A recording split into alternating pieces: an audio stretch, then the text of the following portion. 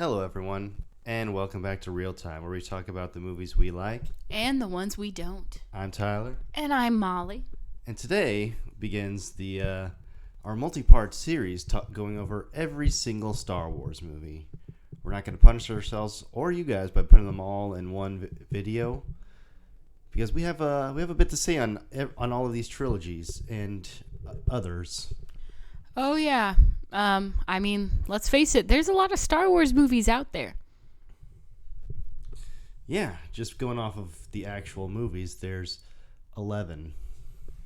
Yeah. And that's not including... That's not including the Ewok movies, which we are going to cover, or the holiday special, which we're going to save for Christmas time. Mm-hmm. You gotta save that one for Christmas, obviously. So, let's get this started. So, Star Wars was originally a dream from George Lucas, who envisioned this as something called the Diary of the Whills. Now, he obviously went for the more marketable and better name, Star Wars. Yeah, much more catchy, obviously. And eventually, what was Star Wars became Star Wars Episode 4, A New Hope. So, yeah, George Lucas has been going back and changing all sorts of everythings about this movie since the beginning. This was hardly a new thing back in the 90s, which, put that in perspective, it's been almost 30 years since those infamous special editions came out, and we're still talking about them, probably because they're the only versions that we're actually able to get easily. Yeah. I feel like we have some VHS tapes. Yes, we do. That are not have the original versions. Yeah, the original versions, I think, right? Yeah, we have them on VHS, and we have Return of the Jedi on one of those cool DVD versions of it that they released in the mid 2000s to celebrate the end of the prequel trilogy. Mm-hmm. Yeah. Nick, can I jump off topic here? Of course. I mean, it's still about Star Wars, but I think it was pretty brave of George Lucas to market his very first Star Wars movie as the 4th episode. Like, I think that would confuse people. Like, maybe I shouldn't watch this movie because it's episode 4. What should I do? Yeah, it could be, but by this point, I'm pretty sure everyone knows the order they actually go in. It's just a casual, that's funny. 4, 5, and 6 came out, and then 1, 2, and 3. That's funny. Yeah. As someone back in 1977, I would be like, okay, that's odd, but okay. Well, he didn't call it episode 4 until later. Oh, well, I didn't know that. Now I look like a fool. I said that. Oh. He did market it as episode 4, but after the initial release. Now I'm a fool. It's okay. You're still pretty. Thanks. Anyways, let's talk about the cast, I guess. Now, this was, of course, directed by and written by George Lucas. He was wearing a few hats during this production. And it starred Mark Hamill as Luke Skywalker, the intrepid young farm boy who goes on a journey of his own. Mm-hmm. Yeah. The classic hero's journey. Harrison Ford plays Han Solo, the rugged outlaw who helps our heroes along the way and discovers a heart of his own. Mm-hmm. Yeah. Mm-hmm. Unfortunately, Harrison Ford was the only person to get famous from this movie to actually have the most success. I mean, yes, Mark Hamill is very well known these days for his voiceover work, amongst other things, but it took a little bit of time to do that. At one point, he was working on stage, and he played Amadeus in the musical of the same name. And when it came time to do the movie, the casting directors rejected him, saying nobody wanted to see Luke Skywalker play Amadeus. Yeah, kind of unfortunate because, I mean, these characters are so well known and beloved that, it's really unfortunate to see the actors who actually play them not do anything, Harrison Ford, of course, everyone knows who he is. Indiana Jones, Rick Deckard, the list goes on. He's had one of the most prolific Hollywood careers we've ever seen, and one of the best. Oh, yeah. I mean, who doesn't know Harrison Ford? I don't know. My mom's still crushing on him to this day. He's getting up there in age, but yeah. She knows. That's okay. Carrie Fisher, the late, great Carrie Fisher, plays Princess Leia Organa, the princess of the planet Alderaan, who's on her way to deliver the Death Star plans to the Rebel Alliance. Yeah, another classic character. She didn't do much in the way of acting as much as Harrison Ford did, but she did a lot of work behind the scenes, working as a script doctor for scripts here and there. Most notably for the movie Hook, actually. Oh, very interesting. I could be wrong about that, but I know she had some involvement in Hook. Okay, pretty cool. Peter Cushing played Grand Moff Tarkin. The when you actually think about it, the main villain of this movie. I mean, sure, you have Vader, but Tarkin is the one holding his leash, as Leia so succinctly put it. Yeah, you could see it that way, I think. Yeah, that makes sense. Now, you all know our feelings on Peter Cushing. He's great. We love him. Oh, yeah. Definitely, for sure. Alec Guinness played Obi-Wan Kenobi, or as he's been known for the past 19 years in universe, Ben Kenobi. Yeah. Which, funnily enough, do you know how in the universe he got the name Ben? Obi-Wan, kind of like Ben. No. I don't know. When he was protecting Duchess Satine on Mandalore, when he was a young Jedi boy, she gave him the name Ben so that they could better hide. Okay. But did he keep his last name of Kenobi? Yeah. Ben Kenobi still, it's like Obi-Wan Kenobi. Yes. It's not very much of a hiding name. Yes, well, you see, here's the thing. He's also hiding on Tatooine, the same planet as Anakin Skywalker's son, who also kept his last name. So maybe people in the Star Wars universe just aren't the smartest. They just don't know how to disguise their names very well. But then again, it is Tatooine. Vader doesn't like sand. Yeah, he's not going back there. Oh, I guess spoilers for that. But you know what? You've seen Star Wars. You know Anakin is Darth Vader and that he's Luke's father. And Leia's father, too. Yeah. I hope we didn't just ruin that for you, or that would be very traumatic. Oh, well. Anthony Daniels and Kenny Baker play C-3PO and R2-D2 respectively. The late Kenny Baker, I should say. He's also since passed. Two of, the best droids ever. Great duo. I love these two together. They have just, despite only one of them actually being able to speak in any sort of actual language, they have some of the best chemistry in any Star Wars movie. Yeah. And you can always kind of tell what R2-D2's saying. He's always kind of sassy. You can tell from his body language and his beeps. You know what he's saying. The late Peter Mayhew plays Chewbacca, Han Solo's co-pilot, and, well, in universe, Chewie owes Han a life debt for him having saved his life, and that's why they've stuck together since the events of the movie Solo. And they're just good friends. That too, yeah. Dave Prowse, the late Dave Prowse, and James Earl Jones play Darth Vader. Probably the most iconic Star Wars character, and probably the most iconic movie villain of all time. Yeah, that's what I was thinking. Definitely one of the most well-known villains out there. Initially, George Lucas was just going to have Dave Prowse play the role of Vader, but he realized his voice wasn't very intimidating. In actuality, he sounds more like a British Rick Moranis. So, which is funny given Spaceballs, but I digress. So he decided to get someone in to beef up the role, so he got James Earl Jones to do it. James Earl Jones initially didn't want to be credited because he didn't see his contributions as really acting in the sense. He saw it as more special effects. Eventually, Jones would get credited for his work, of course, as he should. Oh, yeah, definitely.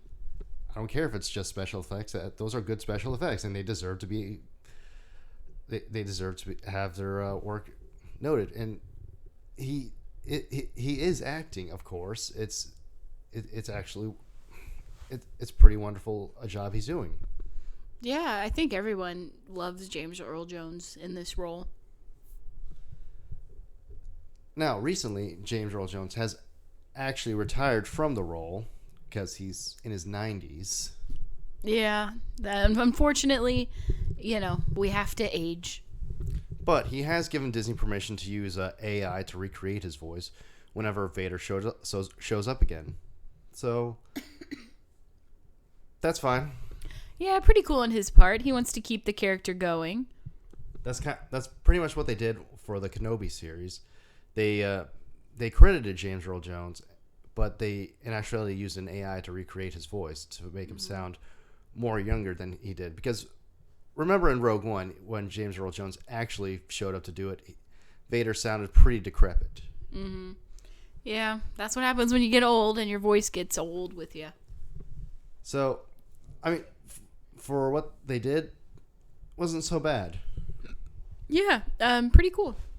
Now, on to Star Wars. There's really not a whole lot we can say about this that hasn't already been said. It's the classic hero's journey, and it does it very well. Yeah. I know whenever I used to teach writing, and whenever one of my students would be whenever I would talk about the hero's journey, I think the one thing that pops into my head is always Star Wars. It's just the classic one now. Yeah, it's really what anyone goes to when they first think of a hero's journey, I think now. Yeah, one of the most well known. It's a classic. So it's almost like the perfect story. Yeah. With the benefit of hindsight, some things in this movie seem a little bit funny given what we know now, but you can hardly blame this movie for that. Yeah, it was the first one, so whether George Lucas had an actual plan from the start, I don't know. I don't know either. I'm not George Lucas. Now, some interesting things. Peter Cushing apparently really liked his role in this movie. Well, yeah, he had a pretty cool one. He's good at playing scary bad guys. He actually regretted the fact that Tarkin died so he wouldn't be able to come back. Little did he know that almost 40 years later, they'd recreate him using CGI for Rogue One. Yeah, which was pretty cool. Alec Guinness famously did not care for this movie. Yeah, that's what I've always heard. Though not so much at first. Initially, he was going along with it, but after this movie really blew up, it really overshadowed a lot of his previous roles, like Bridge on the River Kwai, among other things. So and these were roles that he had either won an Oscar for or was much more proud of than he was for Star Wars. Though, oddly enough, he would get Oscar nominated for his role as Obi-Wan, too. Pretty cool. Although, he did make sure to get paid from his work on this movie. Like I said, this movie really blew up. At the time, it became the highest-grossing movie of all time, overtaking Steven Spielberg's Jaws, which Spielberg and Lucas are pretty good friends. So I doubt he was too upset about that. Just some friendly competition, yeah. Actually, it's funny. Spielberg and Lucas had a bit of a bet going on because they both had sci-fi movies coming out in the year 1977. Spielberg had Close Encounters of the Third Kind. Lucas had Star Wars. And they both thought that the other's movie would do better financially. So Spielberg was right on that end. Yeah, initially he made around $40 million from that. Dang. And he continues to earn about 2.5 or 2.25% of this movie's earnings annually. Dang. Yeah. I wish I could do that. I'd be set for life, probably. But yeah, Alec Guinness, he had a good feeling about this. You could say that he was gonna get a lot of money. Yeah, I would say so.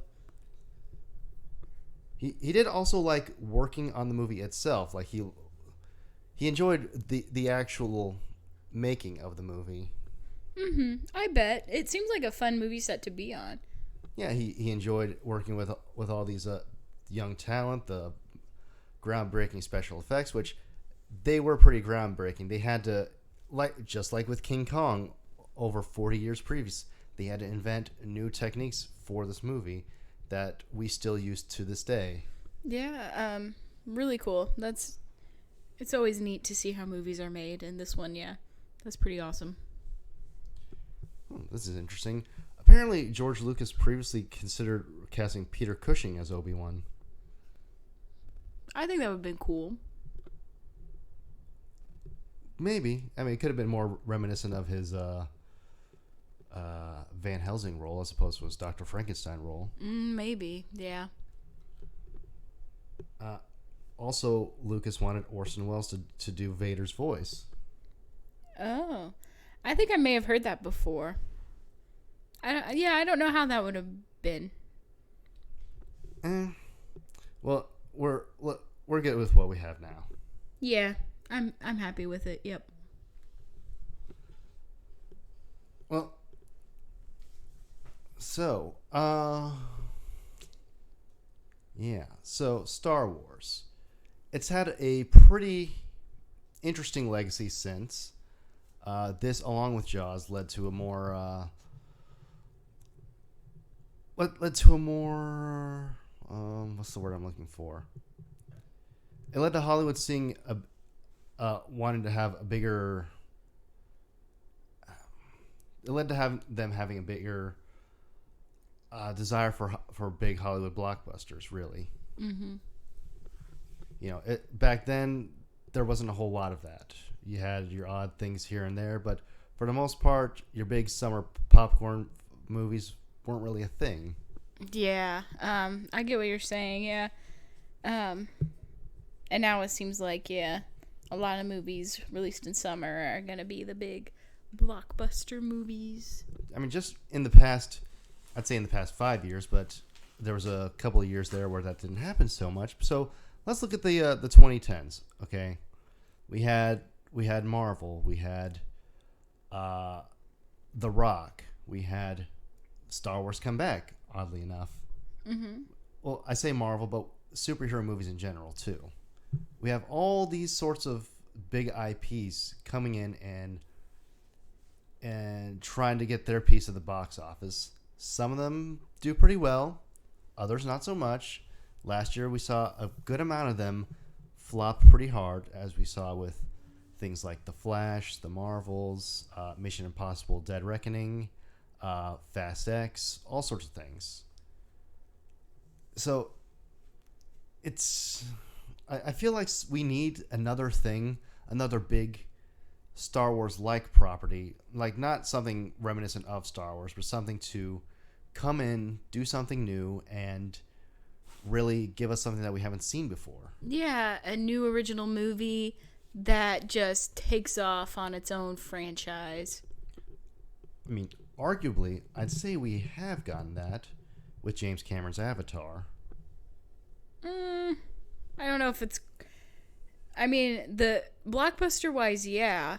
Blockbuster-wise. Franchise-wise? It's a franchise. We have... There's only 2 movies. 2 movies, a whole series of video games, a corner of Disneyland. Oh. I've never been to Disneyland.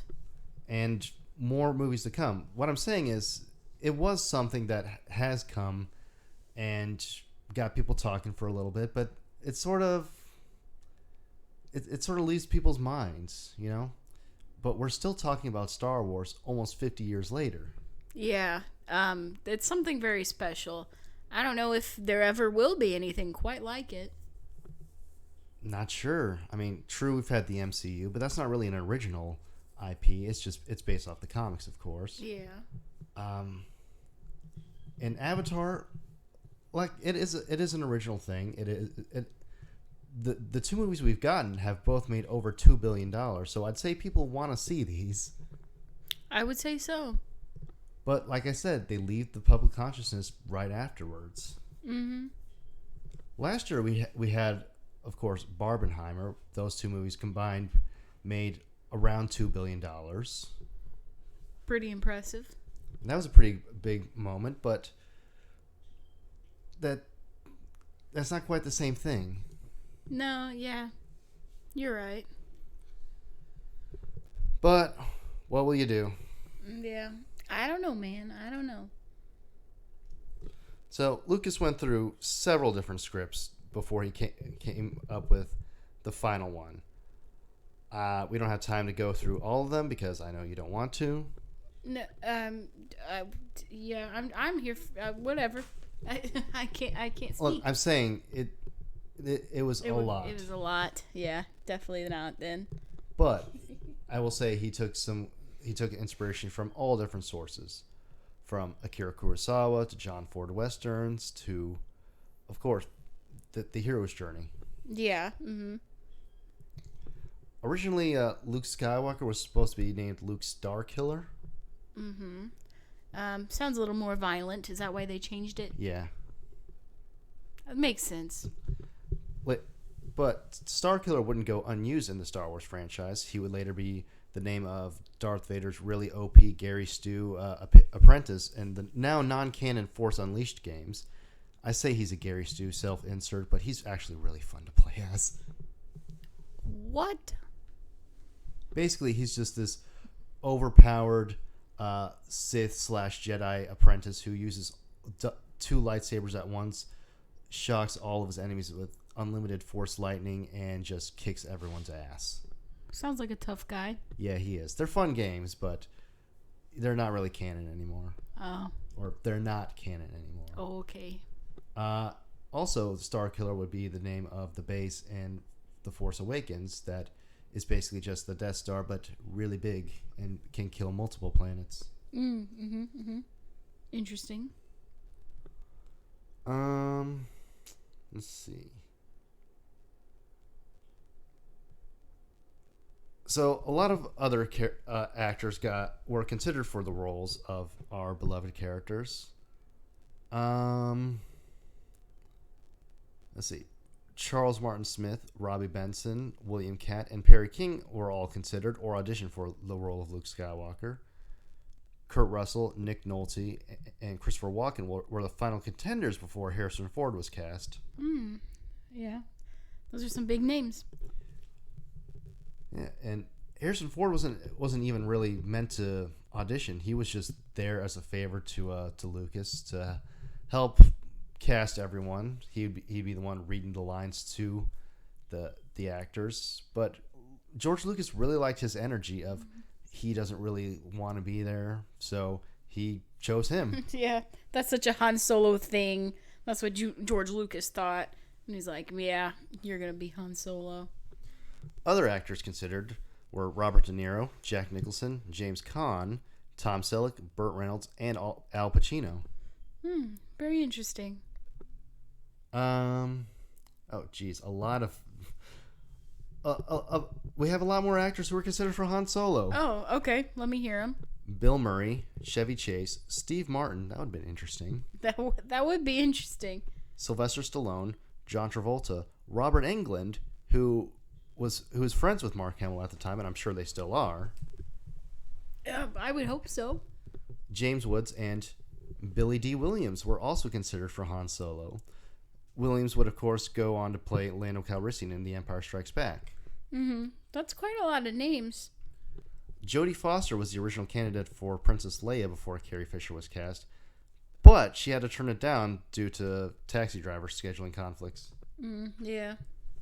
Sissy Spacek was also auditioned, while Carrie Fisher auditioned for Carrie, but they switched roles. I guess so, yeah. Supposedly Fisher didn't want to do Carrie because she didn't want to do nudity. Fair enough. Also considered for the role. Okay, this is a long one, so I'll not do all of them. Also considered for the role of Princess Leia, Karen Allen, who would later play Marion in Raiders of the Lost Ark. Kim Basinger, Glenn Close, Linda Blair, Gina Davis, Angelica Houston, Margot Kidder. She's showing up a lot on our could have been this character roles. That's what it seems. Jessica Lange, Meryl Streep, Kathleen Turner, Sigourney Weaver, and Deborah Winger also auditioned for the role. Yeah, that is a lot. A lot of choices. Mel Blanc was actually considered for the role of C-3PO. Well, that's interesting. Anthony Daniels was playing the role physically in the suit, but then they decided to just let him do the voice, which worked out really well. Yeah, I think so. The role of Obi-Wan Kenobi was originally written with Toshiro Mifune in mind. I don't know who that is. Well, Toshiro Mifune he worked a lot with Akira Kurosawa. He was in Rashomon, Seven Samurai, Throne of Blood, The Hidden Fortress, which, ironically enough, was one of the movies that inspired Star Wars. Yojimbo and Sanjuro. Oh, that's pretty cool. Yeah. Yeah, quite a lot. But he couldn't speak English very well, so... And also, apparently, he wasn't available, so the role went to Alec Guinness. Yeah. Which, I think, like we said before, I think the casting turned out well. Obviously, it was such a success. Yeah. At this point, whether... I feel like if any of these characters were cast from another actor, whether or not they would have been better in the role themselves, I'm not sure if they would have had the same sort of chemistry with the rest of the cast. Yeah, the chemistry between like all the actors it was really great, very believable. The only possible substitution I could see would be Kurt Russell as Han Solo. Yeah, I could see that working out pretty similar. Do you have anything to say on Star Wars? I don't think I could say anything that's already been said. Yes.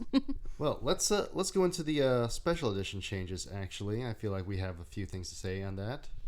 All right. So for the most part, I don't like them.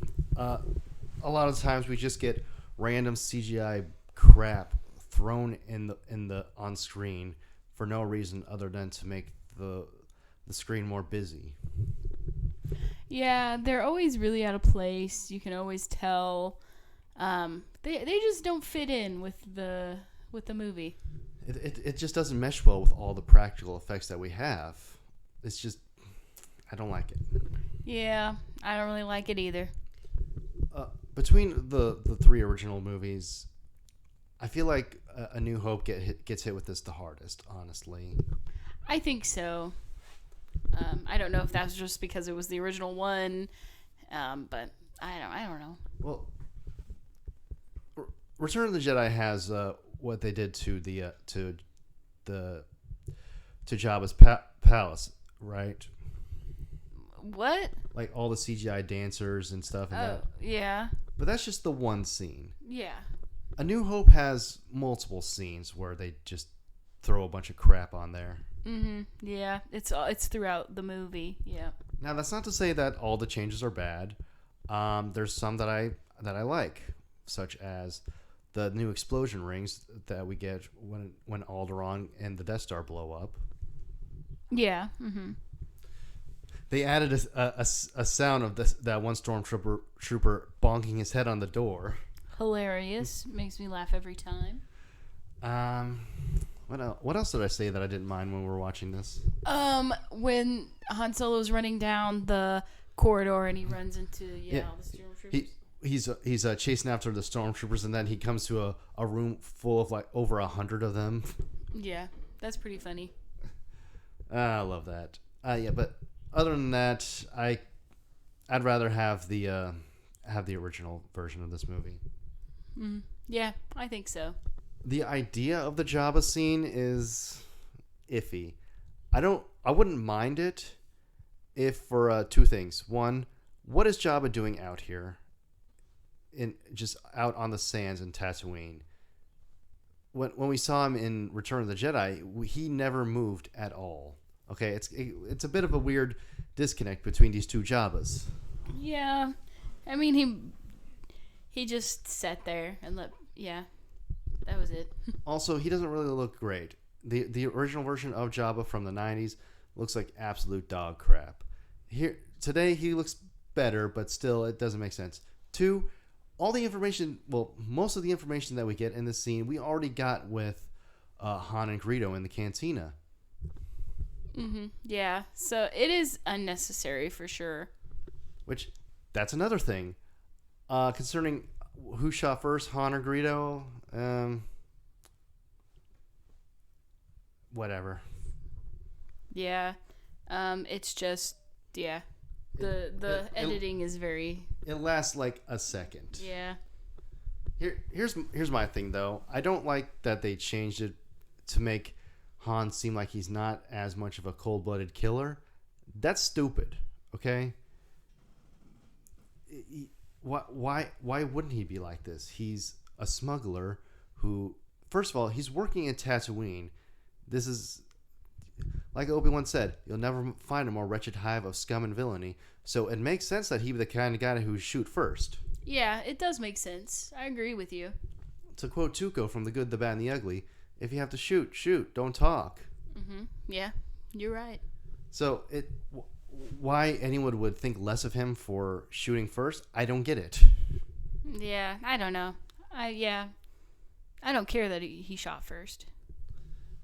And then we get the weird editing with them CGIing his head to move out of the way. It's kind of funny, but I don't think intentionally. Yeah, it doesn't really look natural. Well, like I said, it just lasts a second, so it's in and out of your mind fast. Yeah. Oh, one more thing, actually. So, you ever notice how we only ever see Grand Moff Tarkin from the waist up? Yeah. Well, that's because the boots that they gave Peter Cushing for his costume were too small for him. They hurt his feet. Oh, so was he walking around shoeless? Well, no, he was wearing some slippers. Oh, nice. Except for the wide shots that required him to, have his feet in frame. I guess he just squeezed his shoes on, or did he borrow somebody else's? No, he squeezed them on, I guess. Oh, okay. And according to a lot of people on set, which this should be a no duh moment, but Peter Cushing was very far from his character that he portrayed on screen. Yeah, I would say so. When Carrie Fisher told him in her British accent for some reason. Yeah, I don't know about that, but go on. She says she recognized his foul stench as soon as she was brought on board. Actually, he smelled like lavender at the time. That's very nice. And Mark Hamill didn't have any scenes with Cushing, so he made it a point to meet up with him on one of his days off to, so he can meet him. Yeah, I'd want to meet him too. I believe that's all we have to say about Star Wars, other than what's your favorite part? Asking what my favorite part is of Star Wars A New Hope. I guess when they do get on the Death Star and are rescuing Leia. Let's go with that, I guess. Yeah, that was nice. Just the whole chase for when they actually get found out to when they get away. Yeah, it's pretty fun. Oh, I forgot another special edition change that I forgot is one. I'll be quick.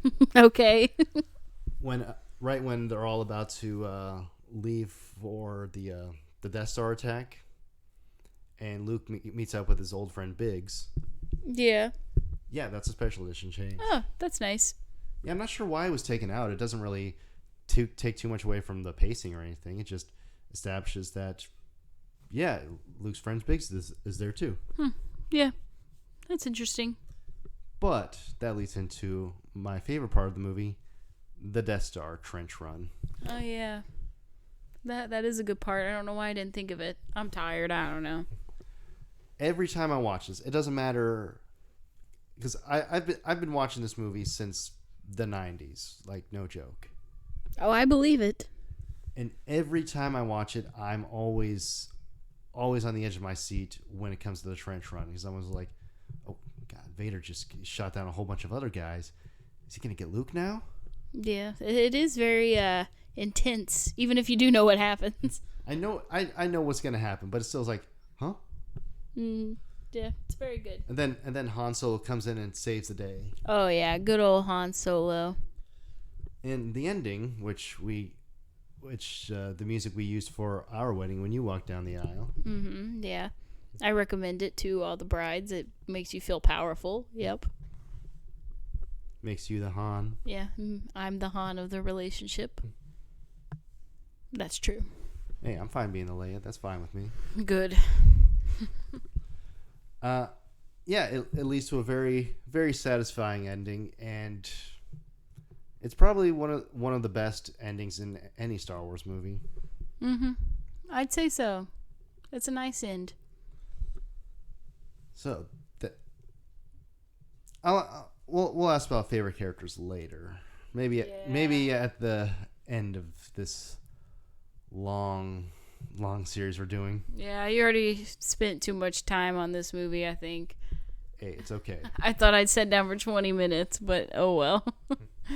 Well, next we have The Empire Strikes Back, which is our favorite in the entire series. Oh yeah, I'm ready to watch it.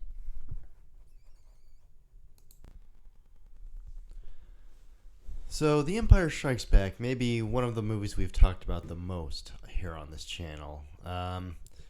It was on both of our top 10 movies of all time list. We talked about it in our Star Wars rankings. We just talked about it in our favorite movies for each genre in our 100th episode. So now let's get into the actual movie itself. Yeah, I mean, we do talk about this movie a lot, and I think it is one of the most well-known movies of all time. So, yeah, I feel like everyone's probably seen this movie. Most likely. But why not? Let's get into it anyways. All right, fair enough. Let's go.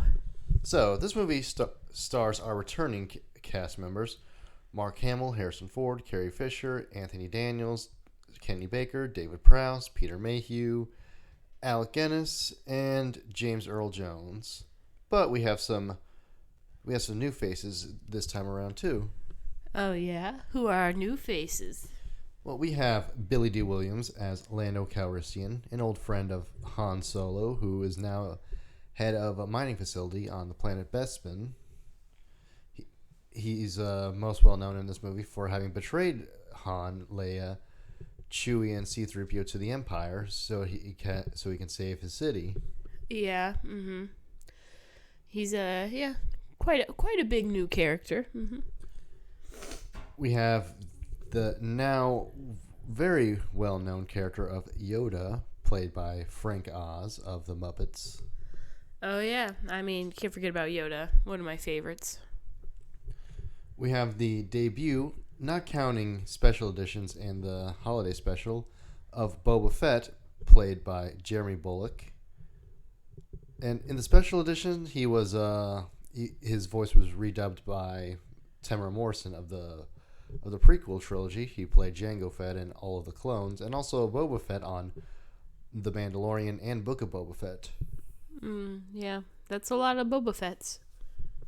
Clive Revel plays the Emperor, but in the special editions, he's replaced by Ian McDiarmid, possibly the best special edition change of all time. Yeah, I kind of feel sorry for the original actor, though. I mean, I do, but on the other hand, Ian McDiarmid is the Emperor. This isn't a change like with replacing Boba Fett's voice with Temuera Morrison, where you can argue that it's possibly maybe not the best thing to do. This brings it in line with its immediate follow-up. Yeah, I guess you're right. Julian Glover plays General Veers. Michael Sheard plays Admiral Ozzel. Michael Culver plays Captain Nita. And where is our other one? And Kenneth Colley plays Admiral Piet. All Imperial officers who get a decent amount of screen time and lines in this time around. Yeah, I think so. So, The Empire Strikes Back is, well, let's not kid ourselves. This is probably one of the best sequels of all time. I know I made that claim about Terminator 2, and I said probably, didn't I? Yeah, I feel like you say that line a lot.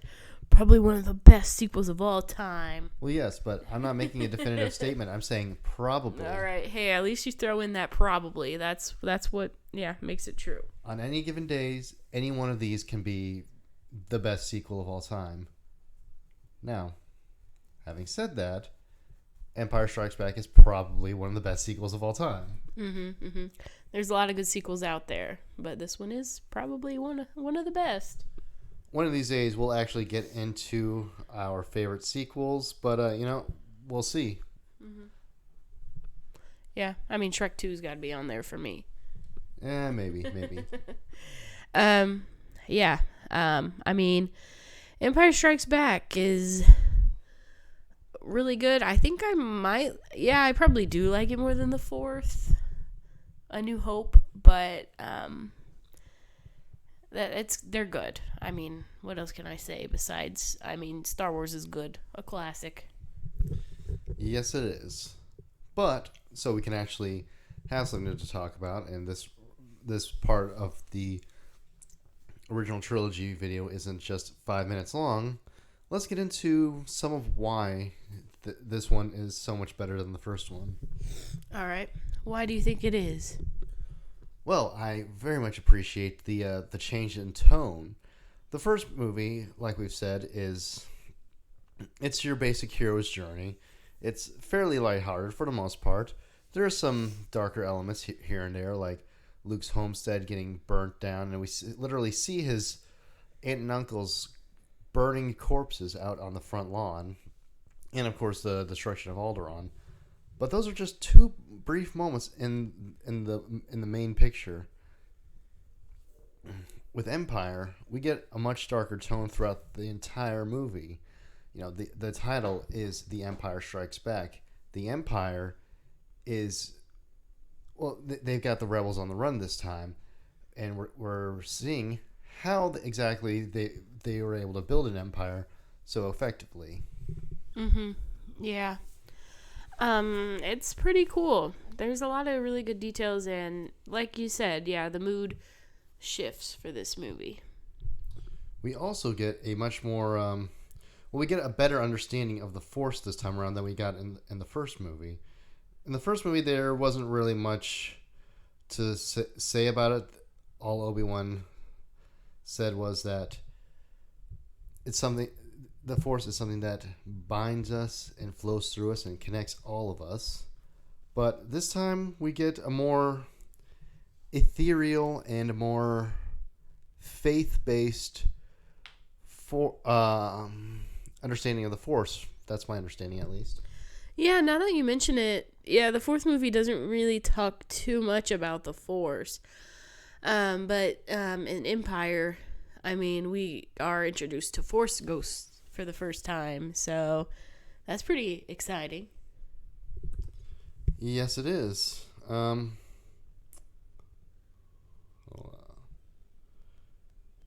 Okay, so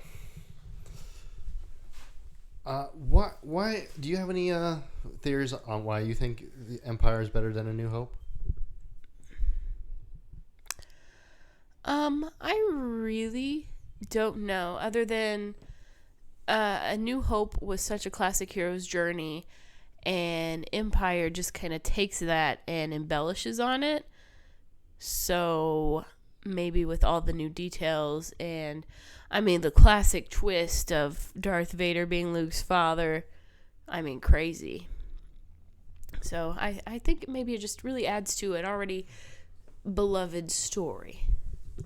Yeah, I agree. I love how this one it does take the original and expands on everything we saw in the first movie. Yeah. Which, yeah, is really good. It makes the first movie, it just gives the first movie more details. And, excuse me, I have the hiccups. And, it just runs with it. And it does a good job. Now, speaking of that big twist on Darth Vader being Luke's father, did you know that very few people on set actually knew that twist? I think I've heard of that before, that they were keeping this a big secret. Only around 3 people knew it at the time that they were filming that. They were George Lucas, Obviously. James Earl Jones, Oh, well, yeah, he's got to say it, so, yeah. and Mark Hamill. He's got to react to it, so, yeah. Makes sense. It wouldn't surprise me, though, if that was his actual reaction. David Prowse didn't know, the man in the Darth Vader suit. He was led to believe that Obi-Wan killed Anakin, and had he known, he would have. He said he would have acted more that he was saying that he was Luke's father. Yeah, I could see that. Maybe he should have been in the know, but I think it was all right. So, concerning the special edition changes in this movie, this got hit the least. I can tell. Yeah, not a lot. The directors of this movie, Irvin Kershner, didn't really have a problem with Lucas' special edition changes because there wasn't really much to change. Yeah, I mean, it's almost perfect. I feel like the special edition changes actually add to this movie rather than take them away. Like we said with with changing of the Emperor to Ian McDiarmid, the true Emperor, in fact. There's also seeing more of Cloud City than we did before, which really helps with showing that Lando's message at the end of the movie is a citywide thing and not just restricted to this building that they're in. Yeah.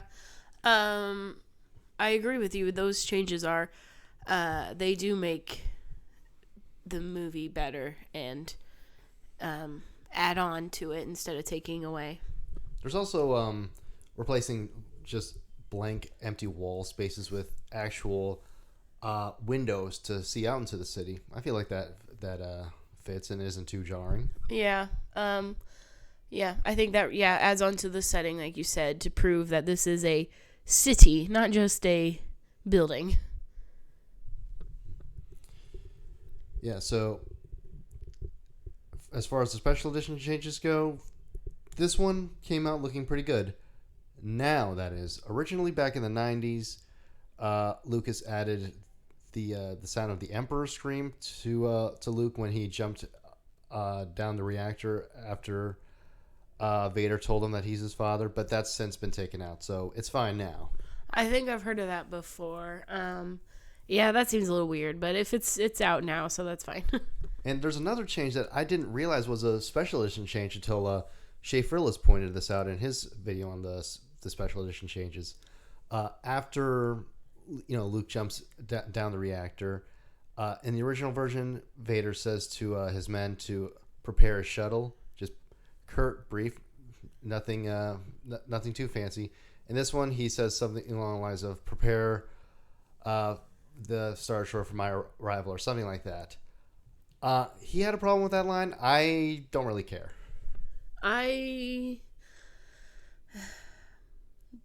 From what you've just said, I don't really understand why they changed it. I don't know. There was also some slight dialogue changes in the scene with the Emperor, but again, I can't remember what the original one was, so it doesn't matter. Yeah, it doesn't really bother me at all. Okay. So this is apparently the Star Wars movie that Lucas was a part of that he had the least amount of involvement in. Oh. That's interesting. Yeah, I don't want to imply anything, but maybe that's for the best, a little bit. Yeah, because it's like, what's that saying then? If this is one of the best Star Wars movies. Yeah, and at one point, this was George Lucas's least favorite. Oh, I wonder why. I guess because he had the least to do with it. I don't know. Another thing that this movie does really well is more establish Darth Vader as the bad guy in the Star Wars universe. He wasn't really the main bad guy in the original one. That was technically more of Tarkin's role. Vader was just more of a presence in the background. But here, we actually get to see him flex his evil. He's over there choking Imperial officers who fail him. We see it twice in a row. And every time one of these guys messes up, we're always on edge thinking, well, bye-bye. Yeah, I agree. Now for sure, we know who the bad guy is. We know who the bad guy is going to be. I mean, the Emperor kind of throws a wrench into things, but Darth Vader is the big bad guy. It gets to the point where at the end, even though it wasn't really Admiral Piet's fault that the Millennium Falcon's hyperdrive got fixed, you're still like, is Vader going to kill him, though? He's already killed a lot of people, so maybe. But Vader probably realized, okay, that actually wasn't Piet's fault. He can live. Or maybe he also had his son on his mind, so he was kind of like not really there mentally, just like, oh, okay, well, we'll get him next time. Yeah, maybe. Who knows? Or maybe he realized that R2's on that ship. No wonder they got away. Yeah, he still likes R2. Which brings us to another thing. After Chewie and all them get captured and thrown into jail, they let him have 3PO back, and he's allowed to reassemble him. I feel like, well, actually, this was explained in a, I think now non-canon comic, that Vader actually found 3PO in like a box that that was in their room, and he had this flashback to building him. Yeah, that makes sense. Maybe he had a soft spot, or maybe he just didn't care.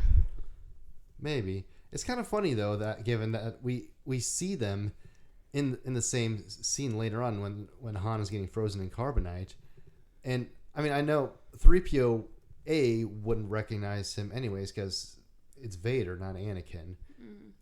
And did I say A or 1 first? I think you said A, but I really don't know. And 2, well, 3PO had his mind wiped at the end of Revenge of the Sith, so he wouldn't remember Anakin anyways, probably. Yeah, I do remember him getting his mind wiped, so it makes sense that he wouldn't know. Now, there's another thing that I think makes this movie better than A New Hope. We get better character moments from basically everyone around. I agree. Lots more character development.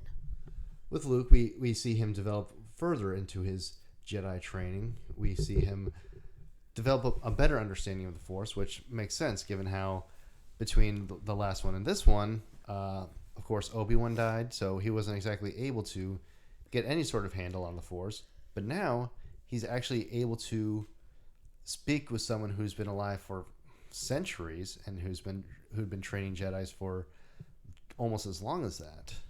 Yeah, good old Yoda. So he finally has somebody who can help extend his knowledge, I guess you could say.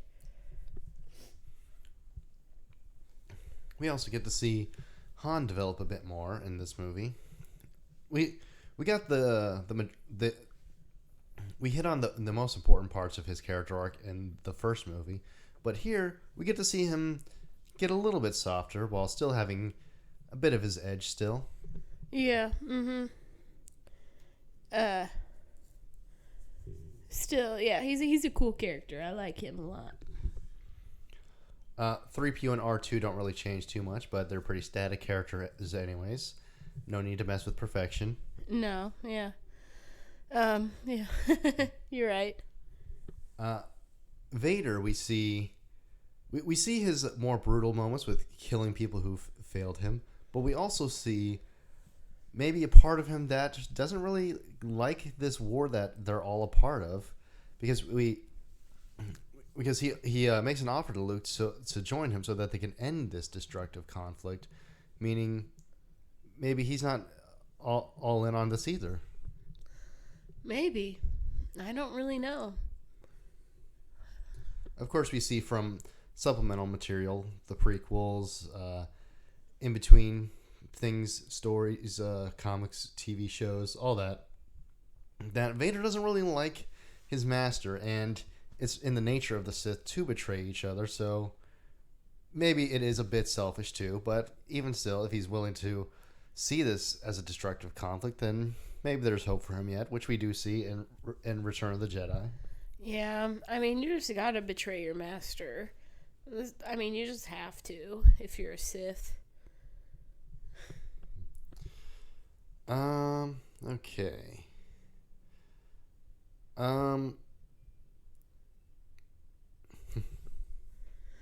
What do you want me to say?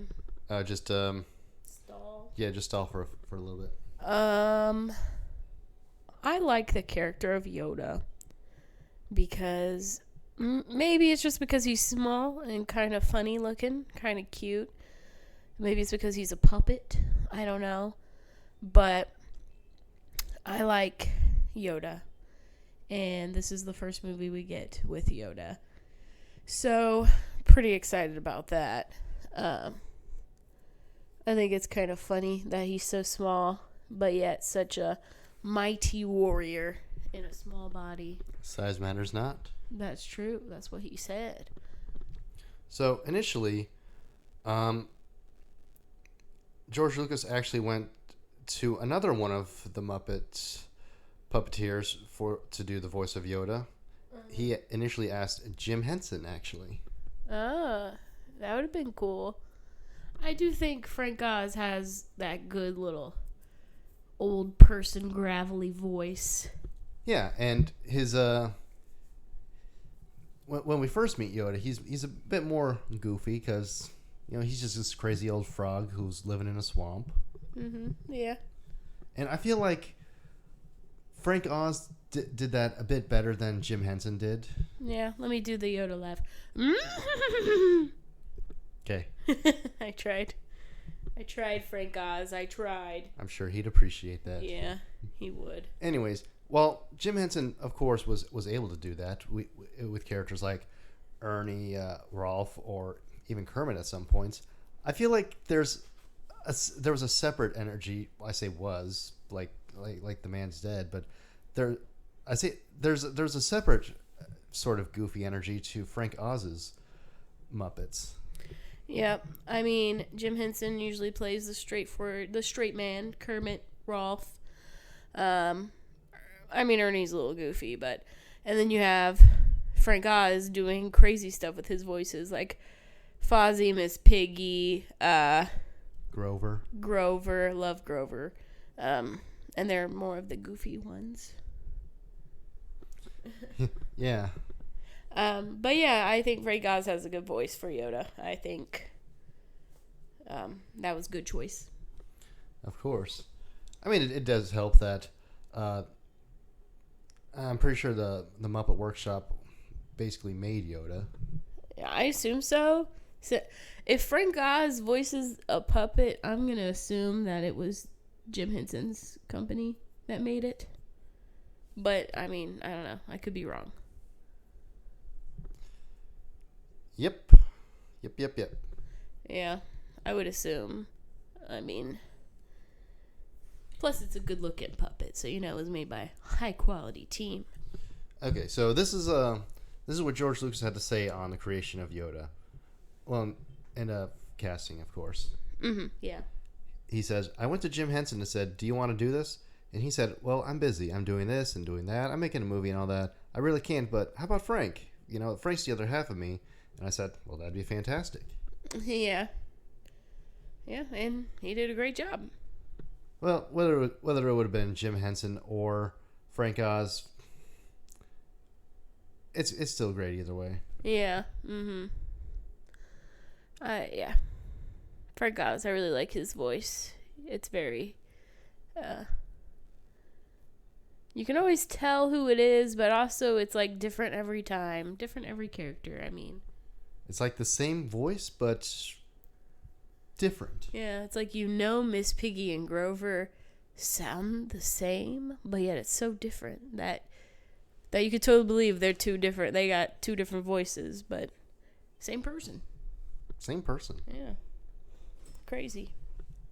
So, the idea of Luke and Leia being twins was kind of, sort of, brought up. I guess. Where at, are you saying? Well, the original writer of this movie, Lee Brackett, introduced the idea of Luke having a twin sister, but it wasn't necessarily Leia. Oh, okay. Initially, Vader was going to be shown to live on a planet covered in volcanoes, which would later inspire the creation of Mustafar in Revenge of the Sith. And then eventually in Rogue One, it's shown that he does live on this planet. Yeah. Nice. Okay, so the movie that Jim Henson was busy with at the time, so that he couldn't do Yoda, was The Great Muppet Caper. Makes sense. That's a good one. I am quite a fan of that movie. Originally, they also wanted to have a trained monkey play Yoda because the monkey didn't want to wear the mask. Yeah, that would have been cool.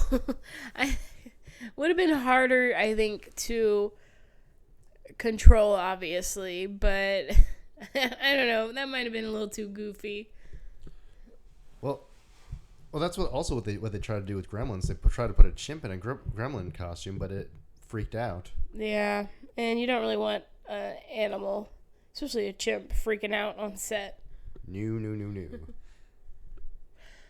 Yeah, but that's kind of funny.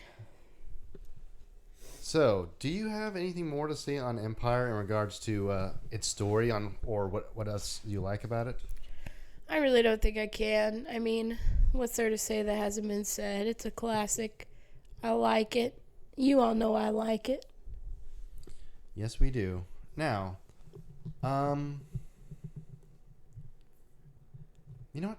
Let's say favorite characters for the very end. Okay. Not the end of this trilogy, but the end of all the Star Wars movies. Okay. Pretend I didn't say anything about Yoda then earlier. I was really going off on how I like Yoda. Will do. So, next we have Return of the Jedi. I almost said Revenge of the Sith. I know. I thought you were going to say that at first. Though, to be fair, the movie was originally called Revenge of the Jedi. Okay. Well, Return of the Jedi. I don't want to say the worst in the trilogy, because that implies that it's bad, but the least good. It's your least favorite. You could say, sorry, my baby's kicking me too hard. You could say it's your least favorite. Yeah, least favorite. I really don't know. Is it because you don't like the Ewoks? No. Okay. It's because the first two are a lot better. Yeah. All right. Anyways. But still, Ewoks are disgusting creatures who do not deserve to live. Keep your opinion to yourself. They're cute, and they are perfectly fine. It's not an opinion. It's a fact. Ewoks and Jawas deserve death. They need to go in a garbage can and get lit on fire. I'm ignoring you. Let's just watch the movie, please. All right. Well, we're going to talk about Return of the Jedi coming up next. Yes, and I like Ewoks. Return of the Jedi, the final Star Wars movie in the original trilogy. And after watching this, I really feel bad about this being my least favorite in the original trilogy, because it's still really good. Okay. Yeah, I mean, you know it's good, so don't feel bad. Well, it's like, the thing about it is, it does have some actual problems holding it back, more than the other two movies did. But after this latest rewatch, I think I like it more than I used to. Yeah, I've always really liked it. I think it's a good ending to the trilogy. Heck, I may need to reevaluate my Star Wars rankings when we get to the end of this. You might. It might change your whole ideas. You might have to change everything. So, the end of the Star Wars original trilogy. This provides a pretty good capper on all our major story arcs. Luke, Vader. Actually, just those two. Yeah, that's who we mainly focus on. Han, Leia, Chewie, Lando, all of them. They're still here. They're not bad. They're not portrayed badly. I know I've seen some criticism about Han's portrayal in this movie, about how he's not really given a whole lot, but that's not true at all. He's given quite a bit to do. He's in charge of all the planning up for the stuff on Endor. He's still really fun to watch, so he's not useless. Yeah, I don't think he's useless. Like you said, he's still fun to watch, and yeah, I think he has plenty to do. Now, the reason why Han was frozen in carbon at the end of Empire Strikes Back, which, as many of you would know, Harrison Ford wasn't really sure about wanting to stay with these movies anymore, so they did that as a way to give him sort of an out. Maybe he's dead, maybe he's alive, I don't know, but he eventually came back to finish off this trilogy, and I don't know what could have been done if he decided that he didn't want to come back. That would definitely not made for a very good end to the trilogy. No, yeah. If he didn't come back, that would be kind of crazy. It would be hard to end the series without him, leaving him in this question of being frozen in carbonite. I mean, yeah, I don't think I would have liked that at all. So, starring in this movie, we have mostly returners. We have Mark Hamill, Harrison Ford, Carrie Fisher, Billy D. Williams, Anthony Daniels, Peter Mayhew, Frank Oz, James Earl Jones, David Prowse, Alec Guinness, Kenny Baker, and another returner who we haven't mentioned until now, Dennis Lawson, plays Wedge Antilles, who was a rebel pilot in all three movies, and canonically is the only character to have gone up against both Death Stars and make it out alive. No, pretty interesting. Yeah, Dennis Lawson is also the uncle of another Star Wars actor, Ewan McGregor, who plays Obi-Wan in the prequel trilogy. Ah, no, that's interesting. I didn't know that. Some new characters. We have, well, not necessarily a new character, but we have Sebastian Shaw playing the unmasked Anakin Skywalker after Vader redeems himself and turns back to the light. Supposedly, David Prowse was told that he was going to be the one playing unmasked Anakin, but for some reason or another, that didn't happen. And Sebastian Shaw would also play the Force Ghost of Anakin, who has been been replaced by Hayden Christensen for the special editions. We'll get to all those special edition changes later. We'll talk about that later. Yeah, there's a lot to talk about with that, so hold on. Another returner was actually Kenneth Cawley, who played Admiral Piet in Empire and Return of the Jedi. And the reason why he came back was because a lot of fans wrote to George Lucas asking him to come back because they all liked him so much.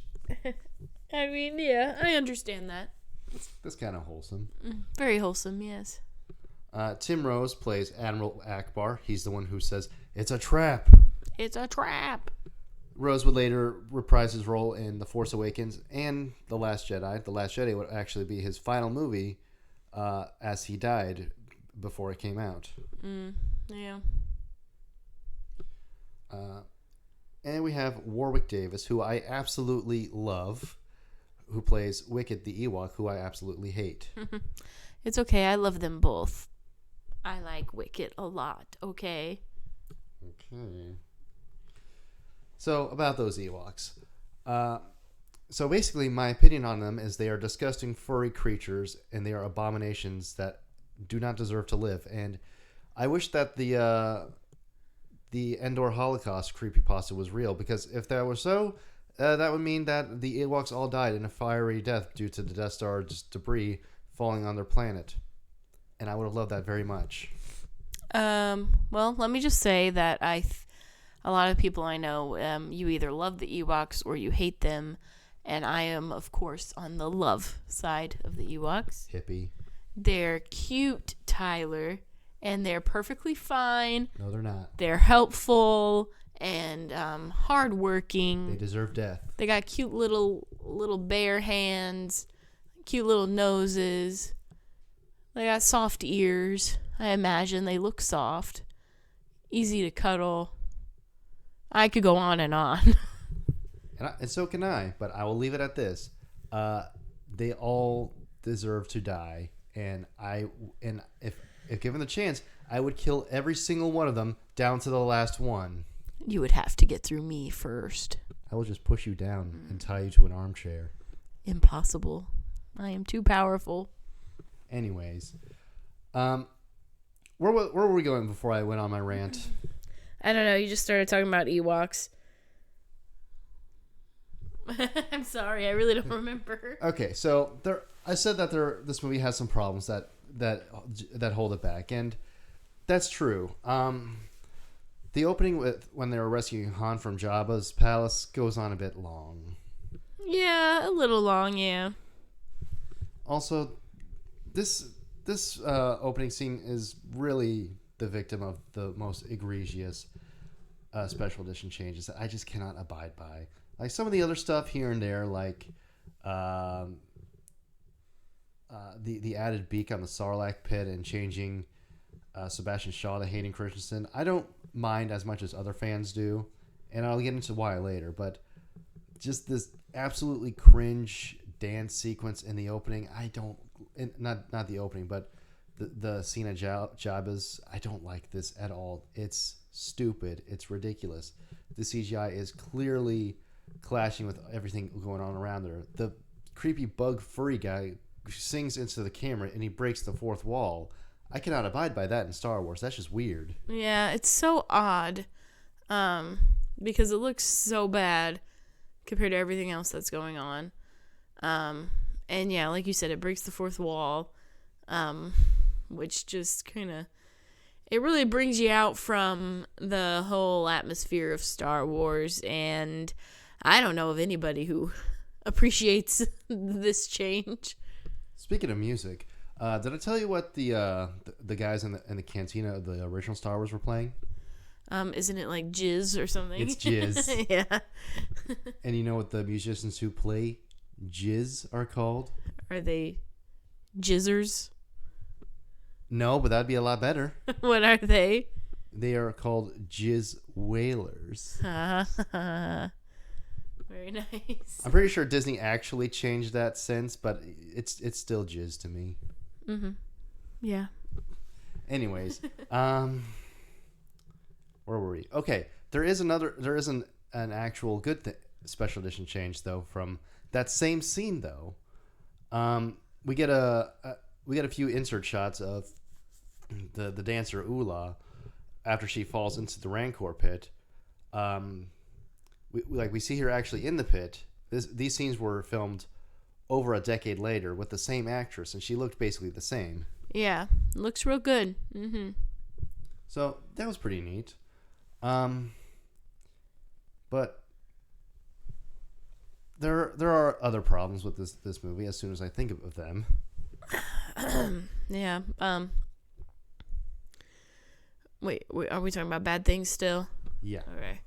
Because I'll get to that later. So they have a second Death Star in this movie. I'm not too bothered by that. What I'm bothered by is just the lack of scale that we see in this. It doesn't really seem all that much bigger than the other one. No. No, not to what I recall. It isn't until The Force Awakens where we get an actual hologram of these two side by side, and then you realize, oh yeah, that it was bigger than the other. So it doesn't really seem too much bigger. Yeah, I don't think so, but I've never really thought that, I guess. There's the issue of how did they get this thing so built up when it supposedly took a long time to get the first Death Star built? Well, first of all, no, it didn't actually. It didn't take them that long to build the first one. It just took a long time to get the design for the super laser on board because they had to go kidnap Galen Erso. They had to force him into working. They had to threaten his family, all that stuff. Mm-hmm. So, I mean, this time around, they already have all the schematics, or at least I hope they did. I hope they had a copy of them offside from Scarif after they blew it up with the first Death Star. Yeah, that makes sense. They already know how to build it. They got all the things. They already did it once, so I would think it would take shorter time. Heck, who's to say they weren't already building it when the first one was blown up? That's true. They could have. Yeah, I had plans for a second one. Anyways, that's really all my major problems. Let's get into the special edition changes that we haven't already talked about.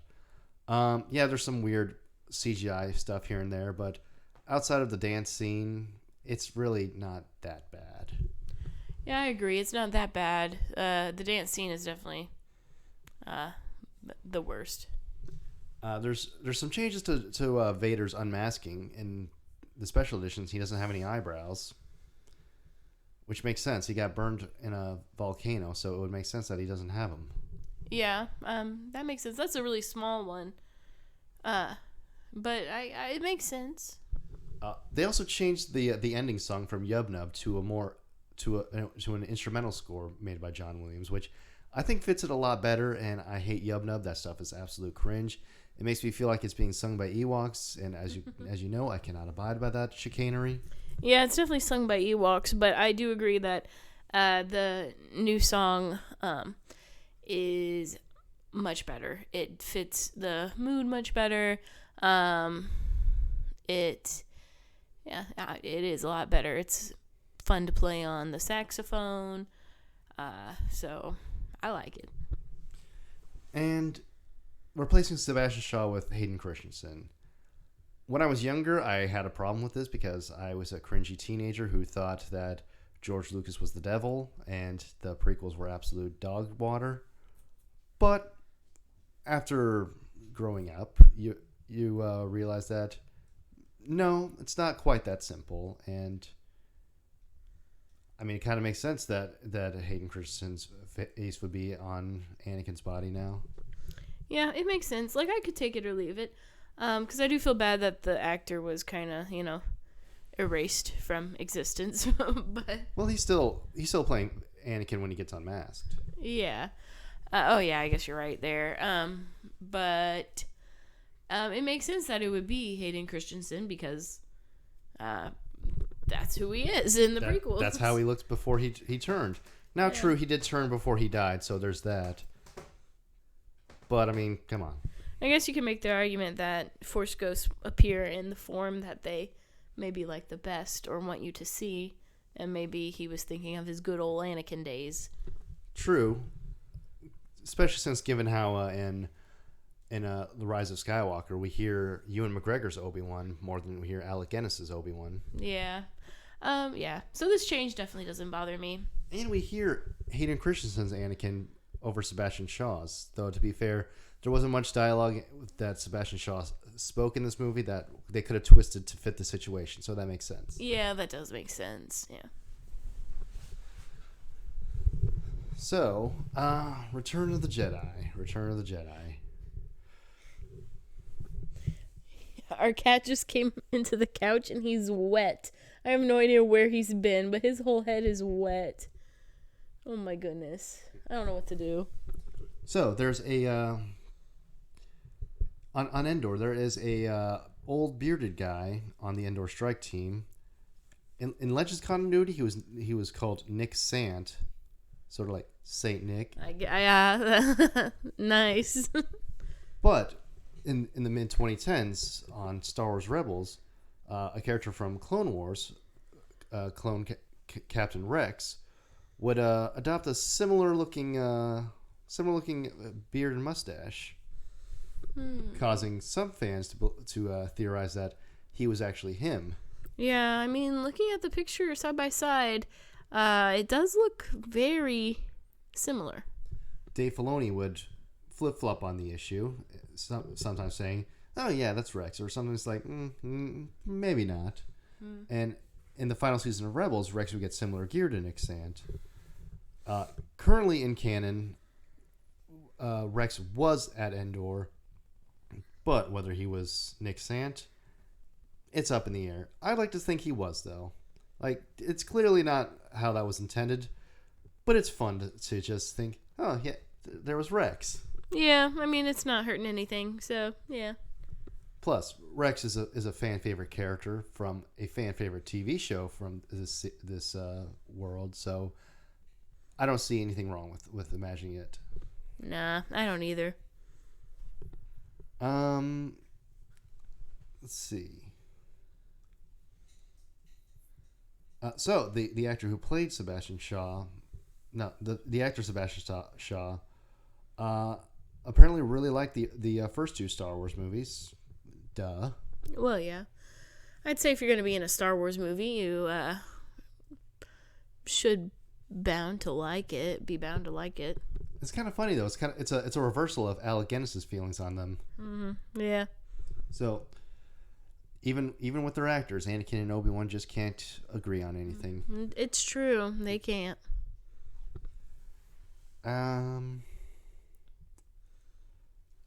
So the reason why they recasted Anakin for the unmasking scene was because they needed a more experienced actor for the role to really sell the emotions. Mm-hmm. Yeah. Makes sense. Here's the weird thing though. Shaw was in his 70s when he played the role. Prowse was 46, around Anakin's canon age. Mm-hmm. So when Anakin is unmasked, he's looking all decrepit, like he's just this, like looking like Palpatine a little while ago. I mean, I guess in canon the explanation is the dark side corrupts you and makes you look older than you actually are, which makes sense, but it's still kind of silly. Yeah, I was going to say, you can argue that, yeah, the dark side did it, or his past injuries did it. I can believe it. So there's another pretty iconic thing about this movie that a lot of people like to point to. Something that was a pretty formative experience for every teenage boy who grew up watching this movie. Oh my gosh. I know what you're gonna say. Do you? Maybe. It's Leia's Gold Bikini. Yeah, that's what I thought. Yeah, so at the time she didn't really care for it, of course. Mm-hmm. Yeah, I can see that. Although she before she died, she came around on parts of it. Well, how so? Well, the chain that was attached to her, she used that to choke Jabba out. So in a way, she uses it to liberate herself from her oppressors. Yeah, that makes sense. Now, that's all I'm going to say about the matter. Good. I think that's all you should say. I don't know what you want me to say. Do you have anything on that? No, I guess not.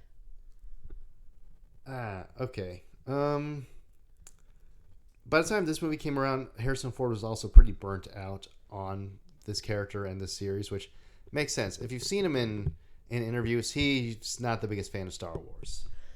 Yeah, I can see that. I guess it is easy to get burnt out on something, especially if it's, I mean, this is something it's so talked about and it's still so loved. And he's probably had people come up to him and all they talk about is Star Wars. So I could see why you would get tired of it pretty quickly. Yeah, Star Wars nerds they're a pain. I say that while being one. Yeah, you are a nerd. In an opposite relationship from their characters, Mark Hamill and Ian McDiarmid actually became friends on set. That's nice. They bonded over their love of British comedy. Very interesting. which that's a cast member I forgot to mention. Ian McDiarmid makes his actual first appearance as the Emperor. Like we said, he wasn't actually in the original Empire Strikes Back, but we get to see him play the Emperor for the first time. And look, I get it.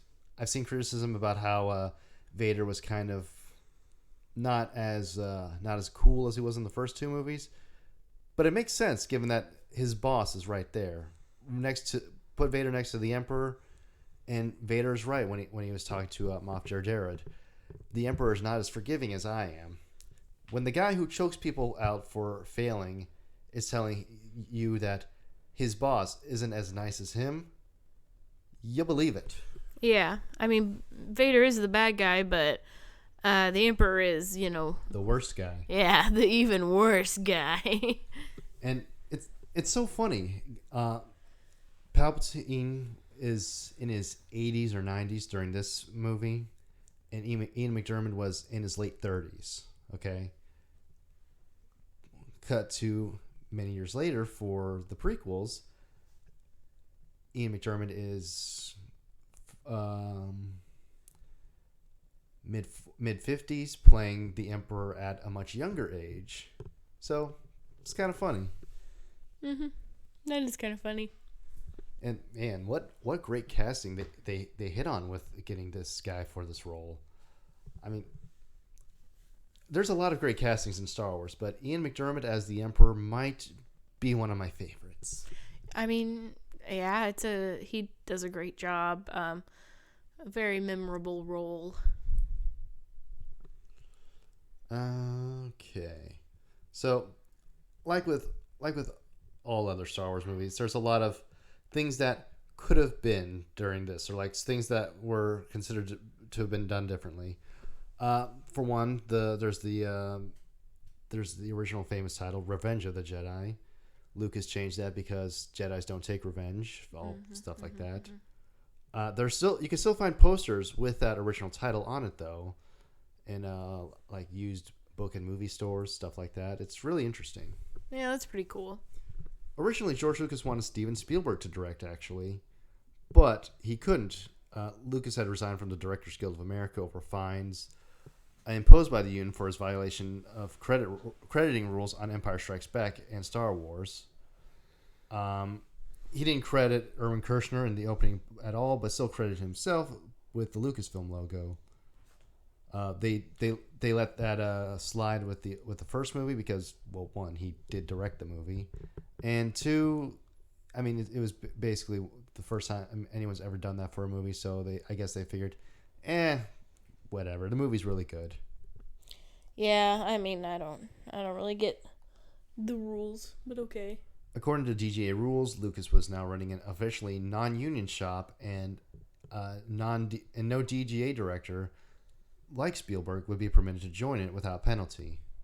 What would the penalty be? A fine or something? Yeah, probably. Yeah. Jail. It would be 10 years jail time. Believe it or not, straight to jail. Yeah. David Lynch also turned down an offer to direct. He didn't feel like his and Lucas' styles would mesh well and that they'd end up clashing.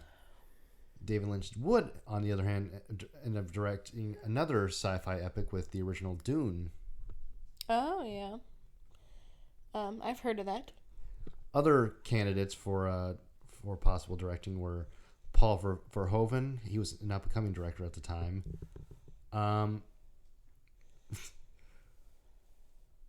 David Cronenberg, Terry Gilliam, or the other ones too. Yeah, I don't know my directors very well, and I apologize.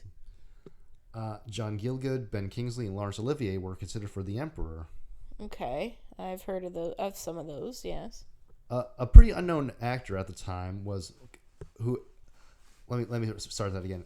A really unknown actor at the time had auditioned for Moff Jarjared. He's the guy who Vader was talking to at the beginning. Mm-hmm. Just take a wild guess who you think it would have been. An unknown actor at the time. Yeah, who you will 100% know who he is. What year is this? 1983 was when the movie came out. Gosh, I'm so bad at my years and my actors. You're probably going to make fun of me no matter what I say. An unknown actor in the 80s could have been... I don't know.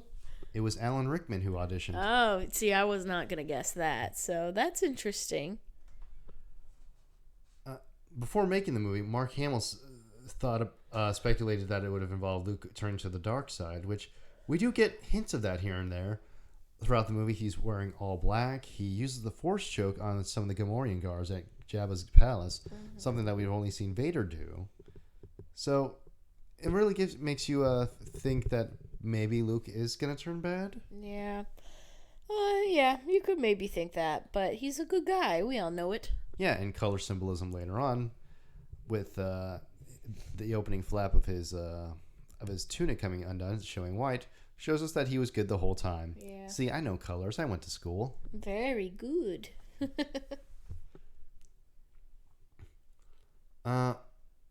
Harrison Ford wanted Han to die in this movie to give the movie a little bit of extra emotional weight.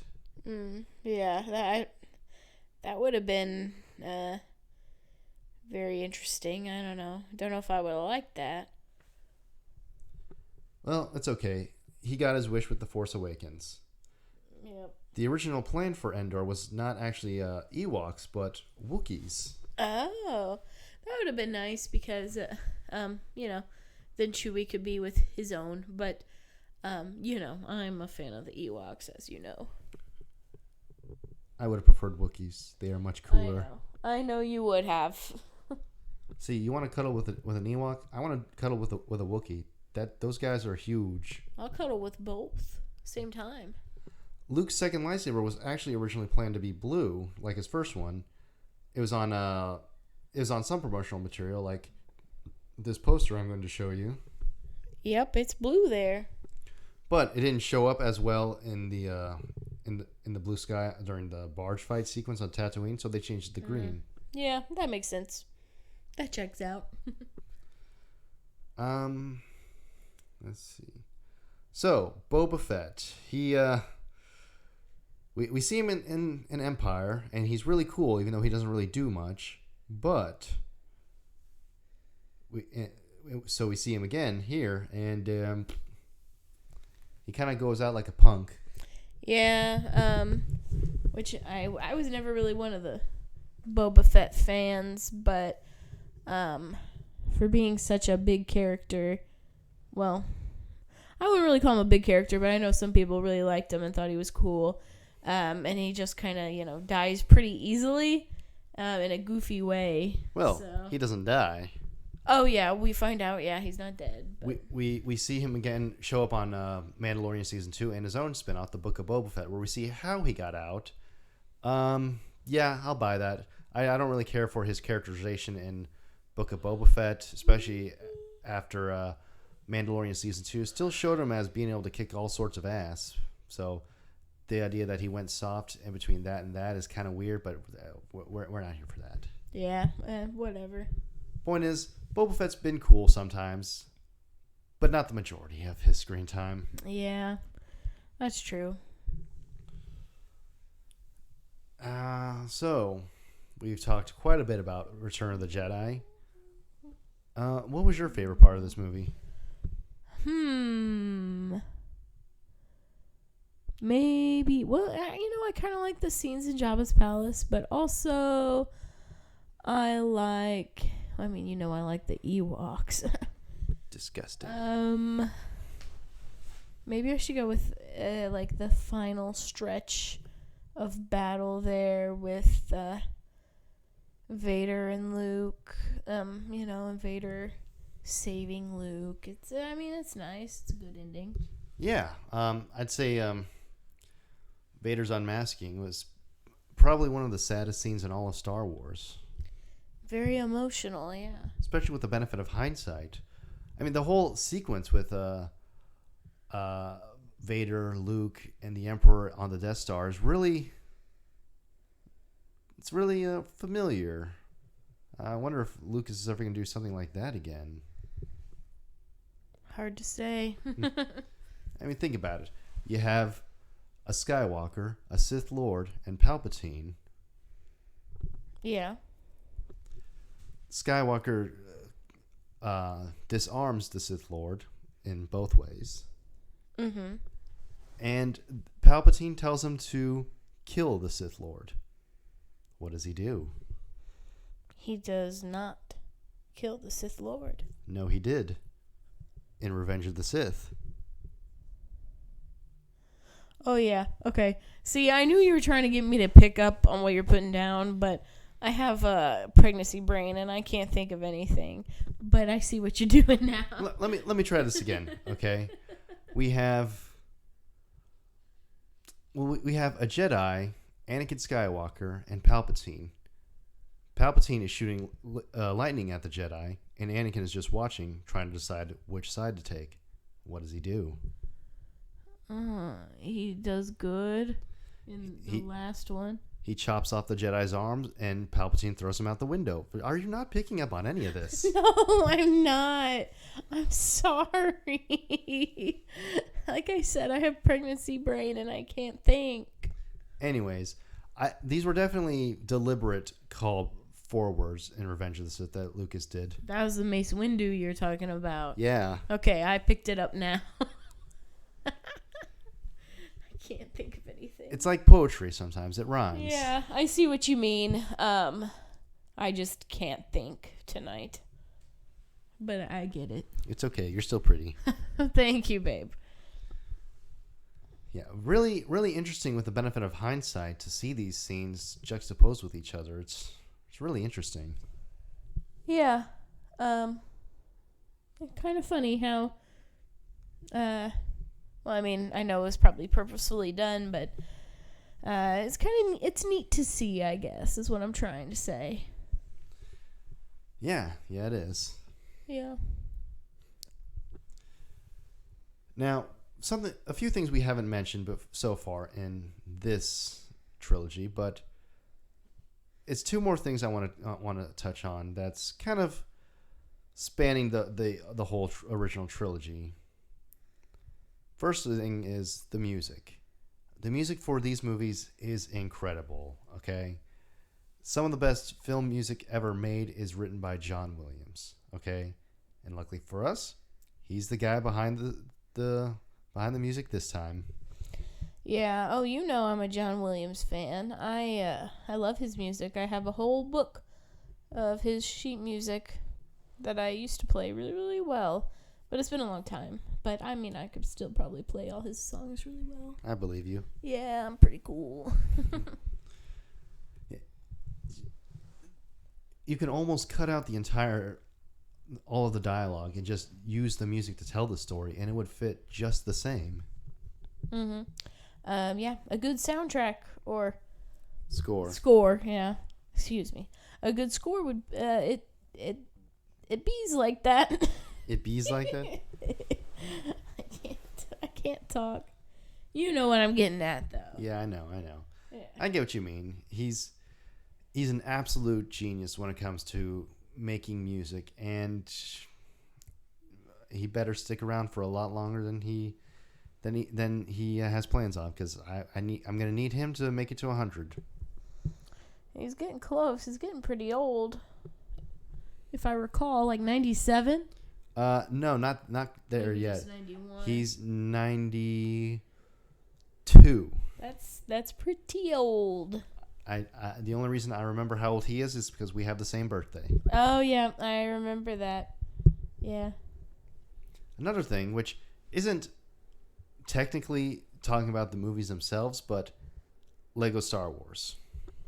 What about it? Well, I feel like the original trilogy made for the best levels in Lego Star Wars: The Complete Collection. I agree.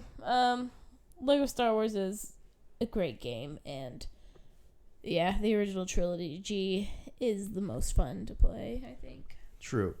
And come to think of it, I'm probably going to end up using Lego Star Wars footage for some of these movies. Most likely. Whoever's watching this will be over an hour deep into this thing, and they'll just be seeing Lego Star Wars footage alongside movie footage, and they probably won't have a problem with it. I don't know, man. Yeah, Lego Star Wars is Perfect. So that will do it for us for the original Star Wars trilogy. Unless you have anything more to say. I don't think so. It's a classic trilogy. What more can I say? I don't know. I really don't. I don't either. So next trilogy we're going to be covering is the Star Wars prequel trilogy. And, well, some things hold up, some things don't, but we'll talk about those next time. Or really, I don't know what's going where. We're recording these things way before we're actually going to release them. So, whatever happens, happens. Yeah, yeah, it's hard to say. But see you next time. See you next time.